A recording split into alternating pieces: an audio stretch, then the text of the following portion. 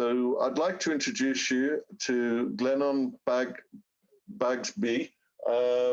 He's from New Era Software, which is also part of Mike's, Fitz software. I know we've just been talking about Mike's the actual owner, so I do apologize. In terms of the session, as it says on the screen, basically it's the next step in evolution for multi-factor controls to protect critical zOS system data sets and files. Quite a long but I'm really looking forward to it, and I would like to hand the session over to Glennon. Thank you very much. It's all yours.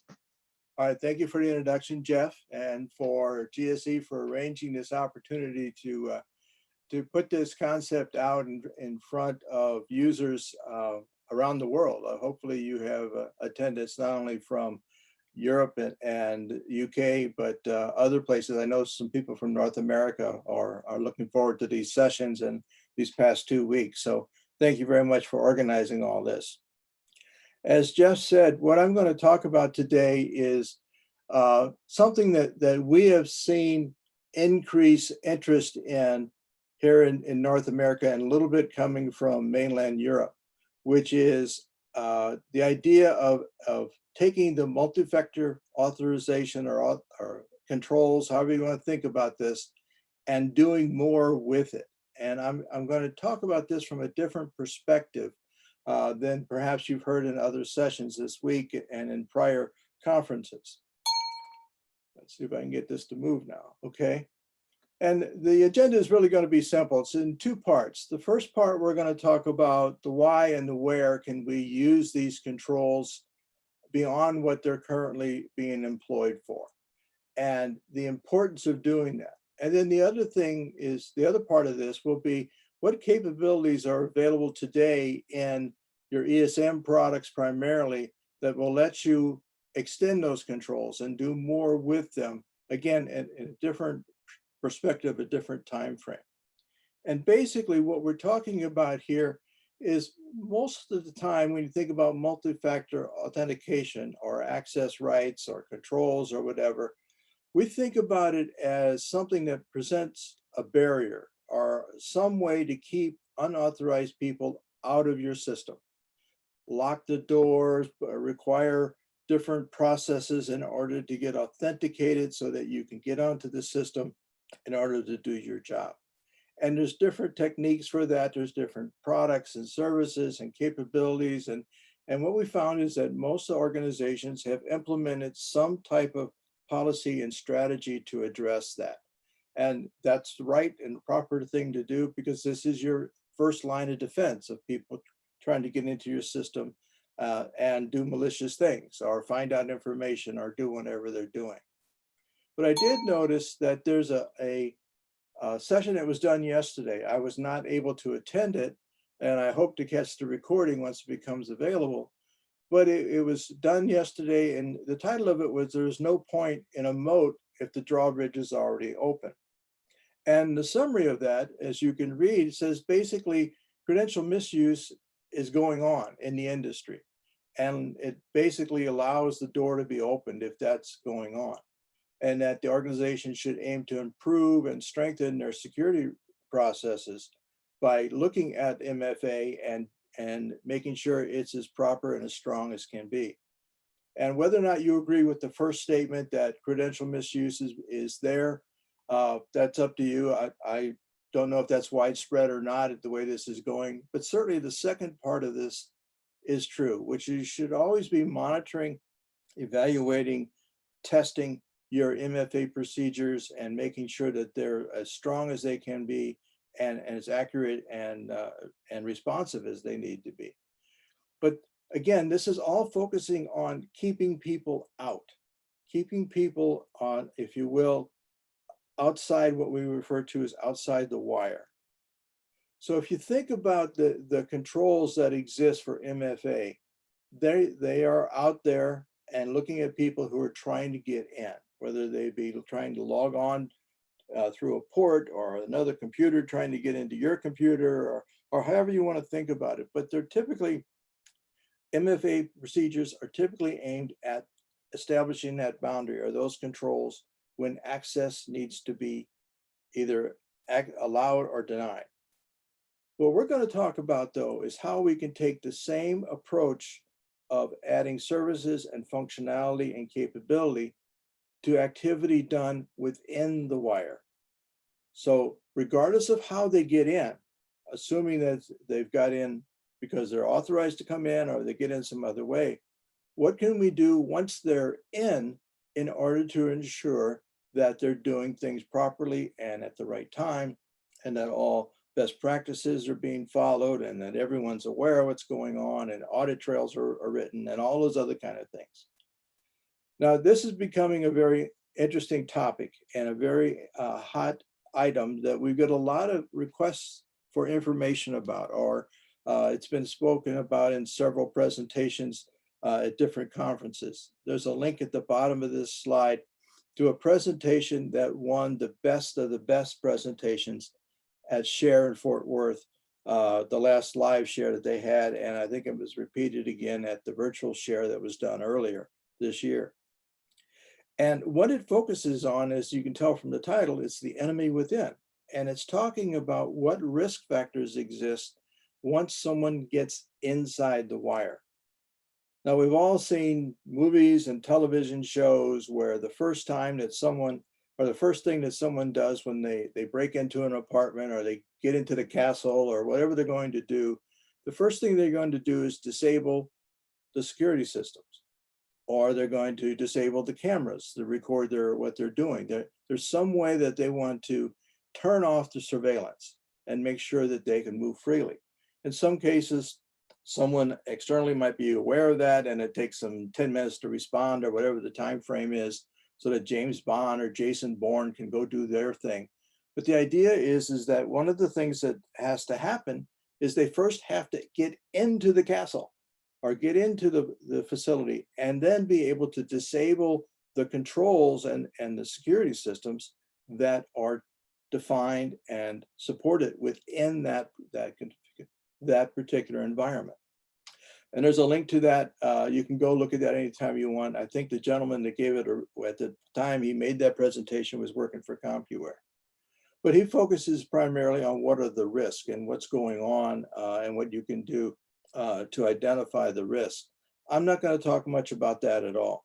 What I want you to do instead is start to think about there is a problem and start thinking about what we can do to address this, because we kind of see this tidal wave of information coming from regulators and auditors about what are you doing to protect those most critical resources within your organization. And so that's what we're going to talk about today is these things that are available and can be turned on to help you protect activity once someone is inside the wire. Now, another way to look at this is the three security systems, RACF, ACF2, or top secret. And by the way, if I say RACF, I really mean all three or whatever. I don't mean to diminish the other two. It's just easier to say one than all three. Or I might use the term ESM, External Security Manager, which might be all of you are familiar with. But the idea is that the user ID and password that we used for decades to authorize access was deemed inefficient, had weaknesses, allowed people to get in that maybe we didn't want in. And so MFA was introduced, and it allowed another level of control that either allowed or denied access in. And once that person was in, if that person was a privileged user, they would have the ability to do whatever they needed to do their jobs, and it's sometimes exposed to risk to what's going on. And so what we're doing now is saying, is RACF, ACF2, and top secret, the ESMs, single point of control enough for events against those most critical resources, those data sets and Unix files and programs and stuff that actually are essential to run the environment or essential to establish those protections at the wire. Because again, what we want to make sure we're talking about is once somebody gets in, is there a way for to disable the security system, or can they get to the recorder and turn off all the cameras, that kind of a thing.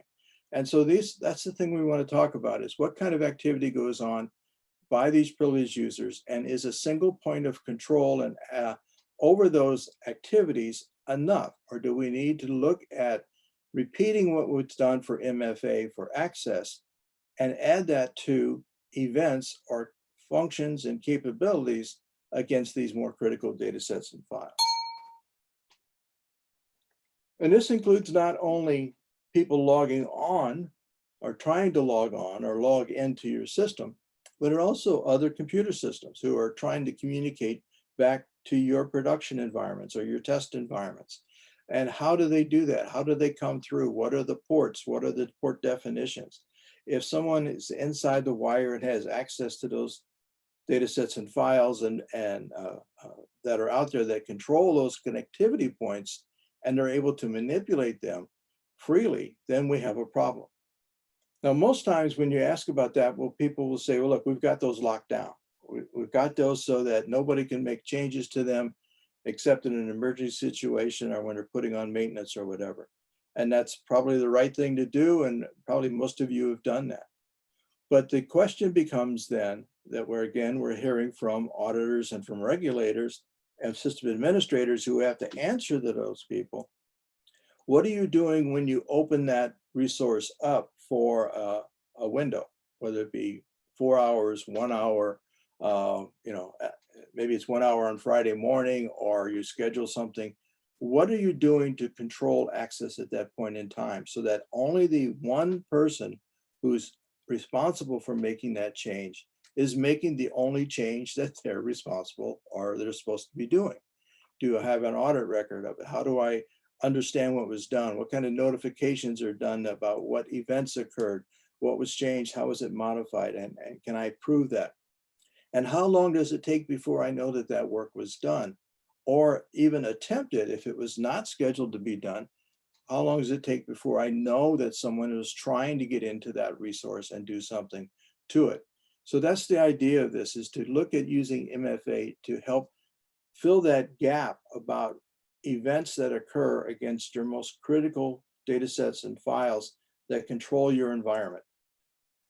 I'm not going to talk through this slide. There's a lot on here. It's used for to really describe a lot of different processes that go on within the operating system environment at IPL time and post-IPL. But this is kind of a brief list of all the areas that you have to be concerned with if you're worrying about controlling not only the access in that would be at the wire, which would be MFA, your user IDs and passwords and stuff, but also things that establish rights and capabilities within the application itself. You might think about this as an essential chart. In other words, what resources are essential to protect the operational integrity and the readiness of your Sysplex and your LPARs. On the left, you start with things like the ParmLab concatenation and whether or not someone has the ability to manipulate the APF list or the link list. And what kind of controls do I have over those ParmLab members? And do I know when they're opened up and who's making the changes? And what kind of controls do I have over that? And over on the right, we have things like IP security and ATTLS and all the pageant structure, the same thing. Who's making changes and improvements to that allow the port access, to allow the security settings and marry that back to the RACF settings and so on and so on. So the idea being here is that there's a great number of data sets and files that really establish the control points, not only for access to the system, but what happens once the system is up and running. Going back to the APF list, for example, if someone has the ability to edit ParmLab and add a data set to a PROG member or PROG member that would be APF authorized, what can they do with that? Well, they can run all kinds of jobs or tasks or something to exploit that particular data set, or if it's a program or whatever they're doing.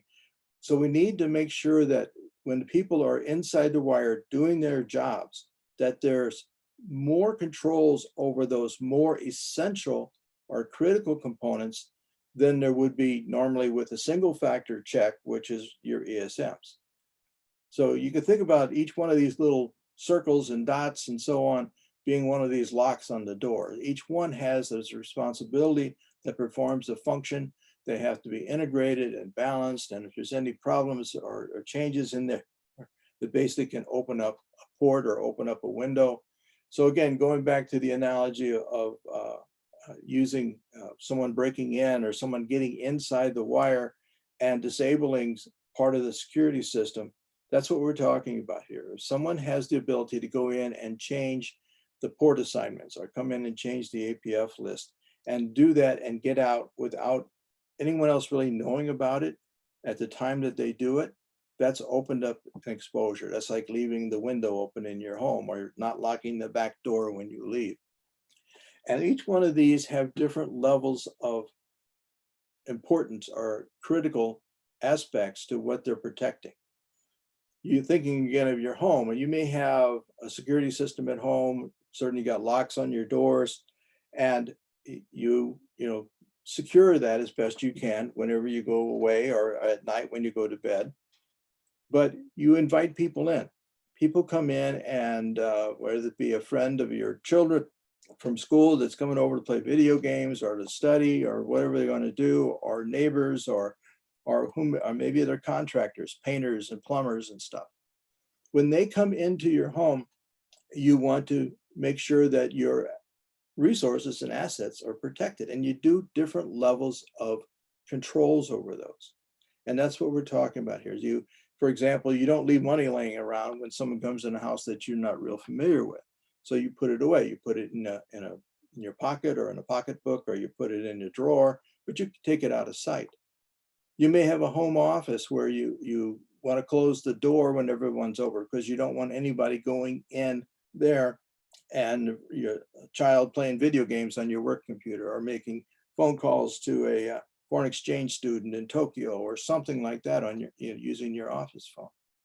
So there's different areas that you want to put different levels of access rights and controls over once they're in your home.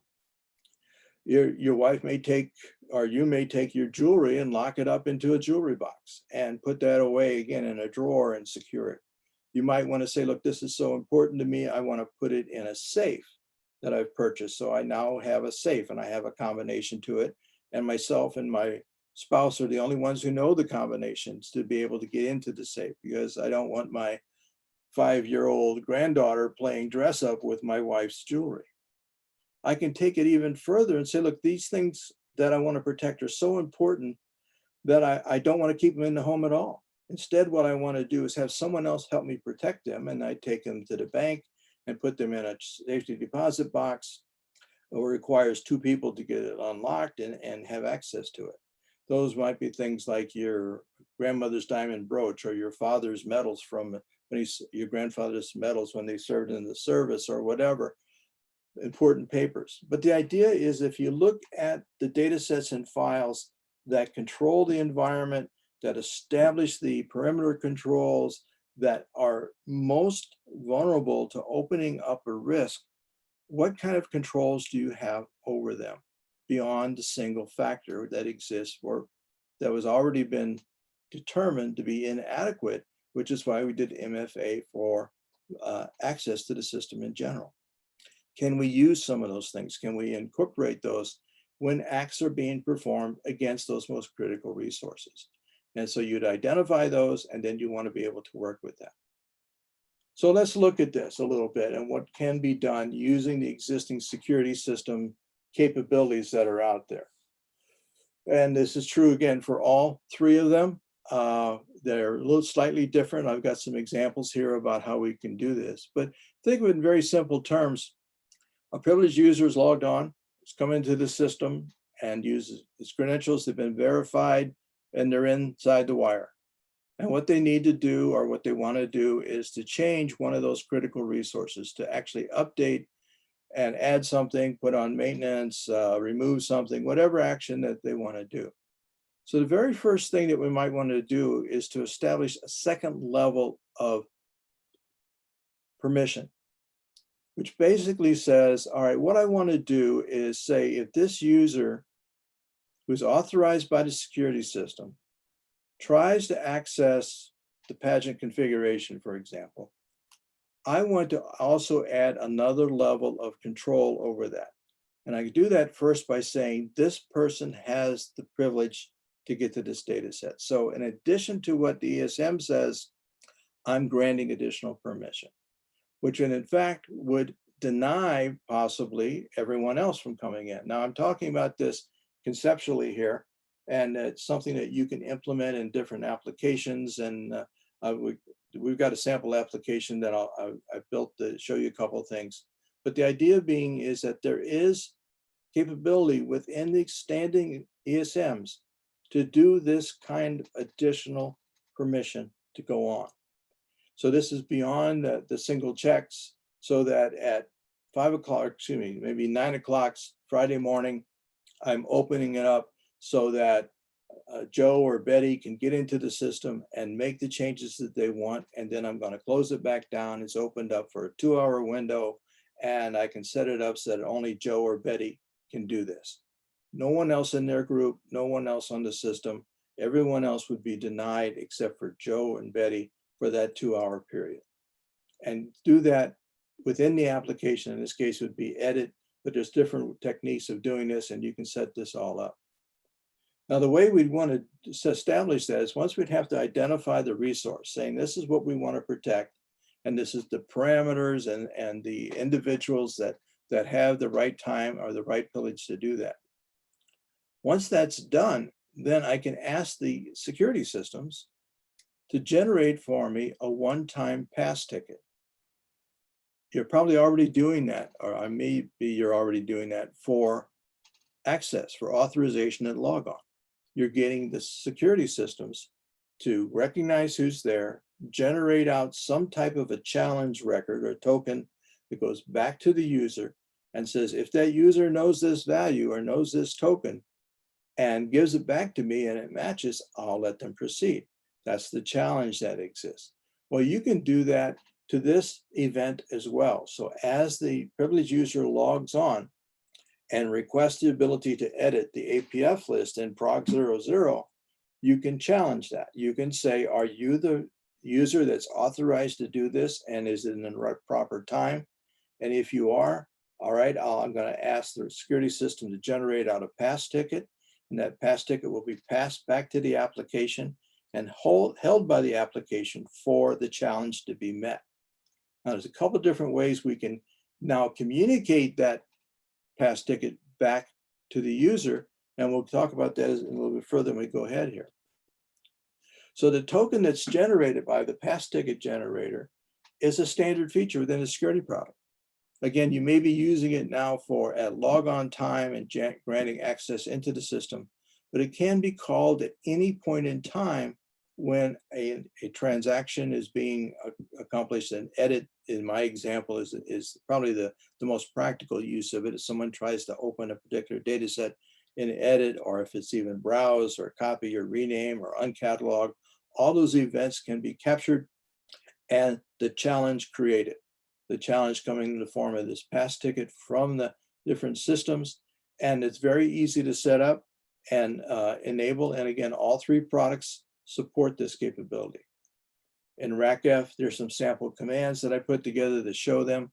What's important is you can define in each case the mask for the key that you want to generate out that particular token, that particular pass ticket, and pass that back to the application that sent you the request. So that's the definitions in RACF.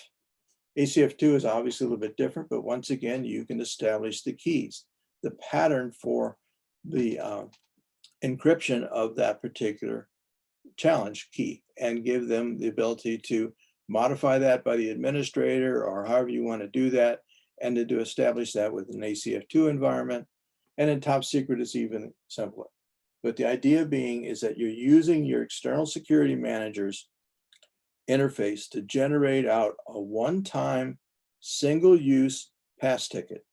You can time parameter that so that the pass ticket is only good for 5 minutes. After 5 minutes, it expires and it'll never be used again. But it's a one-time single-use pass ticket that's generated by these external security managers. So if you're using this already for your entry points into the system, your MFA to get in, it's a repeat of that at the same level for named critical events against named critical resources, data sets and files and load libraries and such. So the next item is, all right, so I've identified the user coming in. I know that that individual has been permitted to access that resource at this time. So I'm going to generate out a pass ticket from my security system. And I'm going to pass it back to the application who's now holding that. But now I need to pass that ticket on to the user so that the user can match and the challenge can be accepted. If the challenge is accepted, obviously we proceed. If it's not, then we're going to terminate it and time out, and the person was not allowed to continue on. One of the methods for doing this, to send the ticket back, is through email.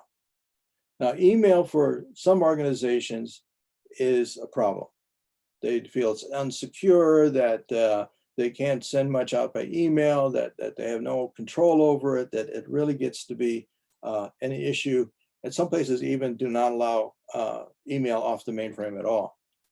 But one of the things that kind of come in under the radar that you may not be aware of is that there's a capability, again, inside all three security systems, where you can register an email address with the security system. And by using that, you can actually call the security system with a user ID. It will extract out the email address, and that will be the email address that was sent. So you're actually getting verification of the email address to be used for notification of the challenge ticket. And it's being, again, secured by the security system. So in this case, I've got the RACF example here. You basically would, this is the command that you would use, and you would use it by your user ID. So your user ID, and then you would assign the email address to it. Then in your application, you simply say, I need you to, I'm going to call a security system, and I'm going to ask it, what registered email address does this user have? And that's the email address that I'll send it to. That would be the only one.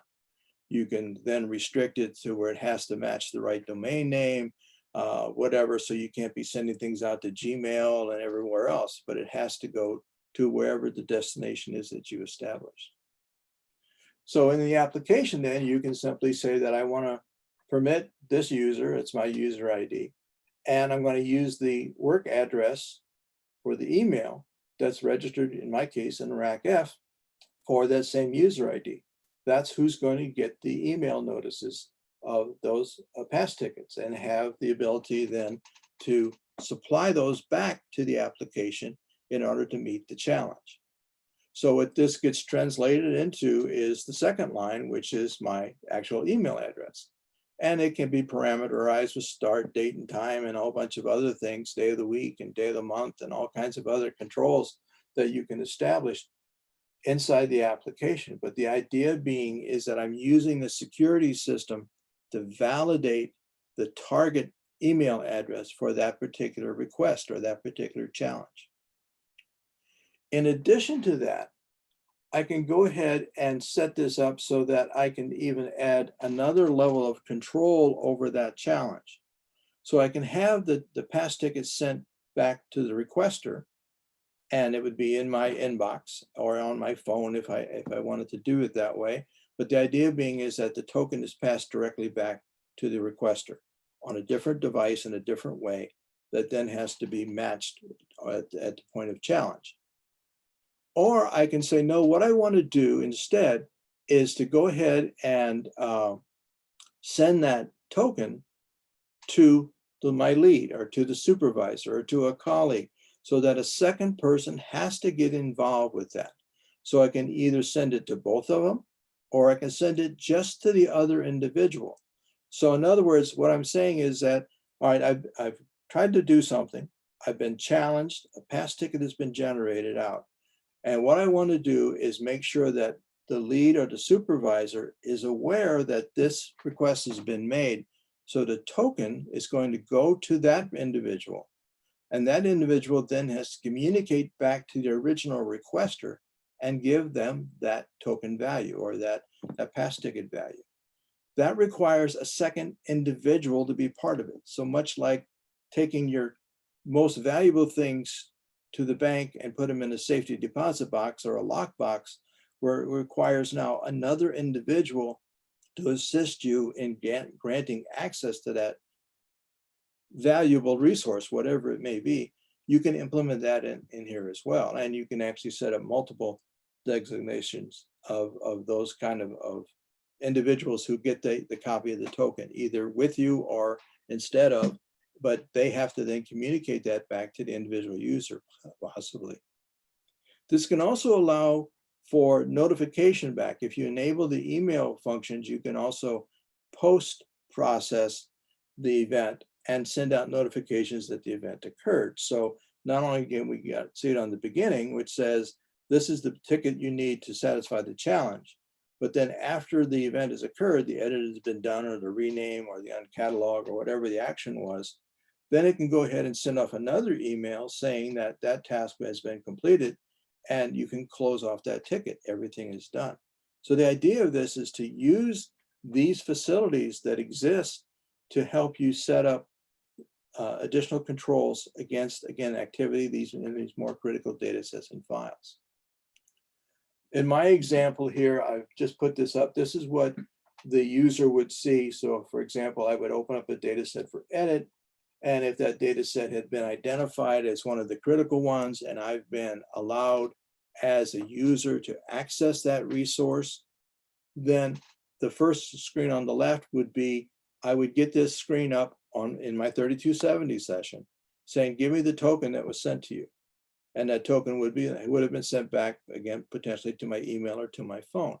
Then I put that token in, I meet the challenge, and I'm allowed in to edit, and I can do whatever I anticipated to do. And from there, you can worry about audit and all that other kind of stuff. But this is making sure the point in time action is being taken, that there's a multi-factor control over that particular action and event.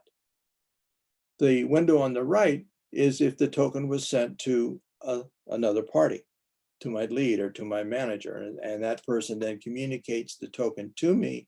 It's still my token. I'm the only one that can use it, and I have to use it within the time frame that's been established by the administrator, whether it be 1 minute or 5 minutes or 10 minutes, whatever they want to set it to. But the idea being is that supervisor or lead cannot use that token. They know what it is and they can give it to me, but I'm the only one that can use it. And I put it back on the panel. And once I met the challenge, then again, once again, I can proceed and do whatever it was I was intended to do. Should any of this fail, everyone that's on the list gets email notices and all that other kind of stuff, so that we know that someone's been in and attempted this, but they didn't have the proper token. So if someone gets to this point, and because as I said it early on in the slides, if credentials are being shared or are compromised in some way, they may be able to get to that prog member, and they may be able to get into the edit point of editing that prog member, but they're going to get stopped here because they have to meet this challenge. And if that token went off to the rightful owner of those credentials and that person's email, this person won't know the token, the person who's trying to steal it. That's the idea here, is to add this multi-factor controls in here. So if email is not acceptable, if email is not something you can use, there's still another delivery method of putting that pass ticket value back to the user. And this seems a little concerning at first, perhaps, but it gives you the ability to actually combine two parts of the pass ticket. The first part, think of it as a pen. It would be a suffix or a pen that the user registers with the system. So again, in my example, in this particular application, this is the way we're using this. So because we're in the application now that has access to the pass ticket and is asking for the response from the user, I can also add other capabilities inside the application. So here I'm saying, all right, if the user wants to register a pen or some other hidden value, I can marry that either with the entire token or with a part of the token.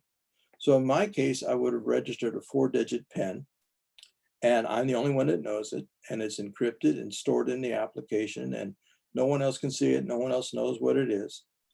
And when this pass ticket is generated out, I extract the last 4 bytes or the last 4 bits of information from the pass ticket, and I combine that with my PIN, and that is the complete token that has to be entered on those other panels.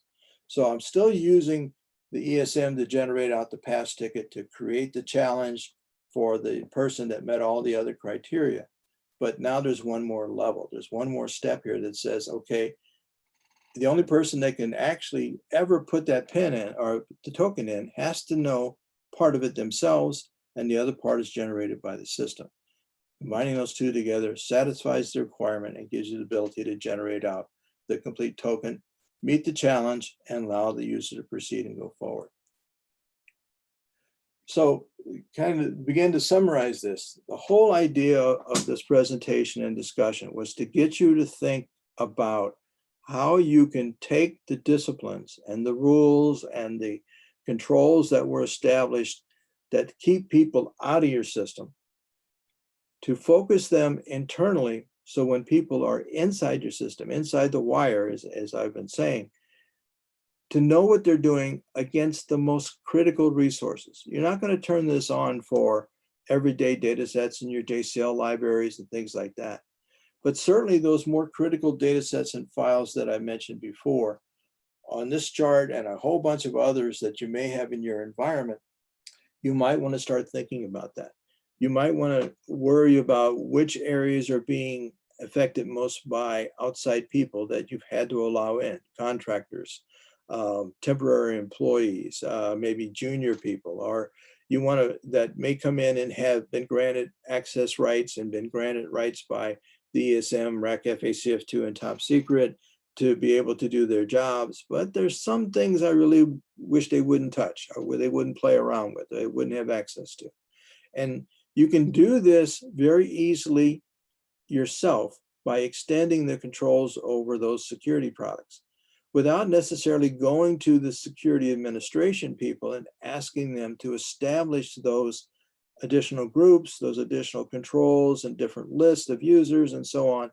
You, as the owner of these resources, can establish these practices and policies about who's authorized, when are they authorized, what kind of challenge is presented, and get notification of activity against those resources. All of that is intended to be given to the owner of these particular resources and files so that they can control it themselves, either in concert with the security environment, which is probably the best way to do it, but to extend those and maybe do it temporarily, or maybe do it on a limited basis because it's a one-time shot that we're putting this in and then we're going to do something else with it, or we're going to move it then into more tighter controls in the ESM environment or whatever. So think of it in terms of your ability to refine and extend the controls you want over the resources that you own, and be able to administer that within the system administrator group or within a group that need not necessarily even include the security people, although they may be very interested in doing this and wanting about the audit records and all those other kind of things that are generated, that could be generated with these types of events. So think about this and look at this.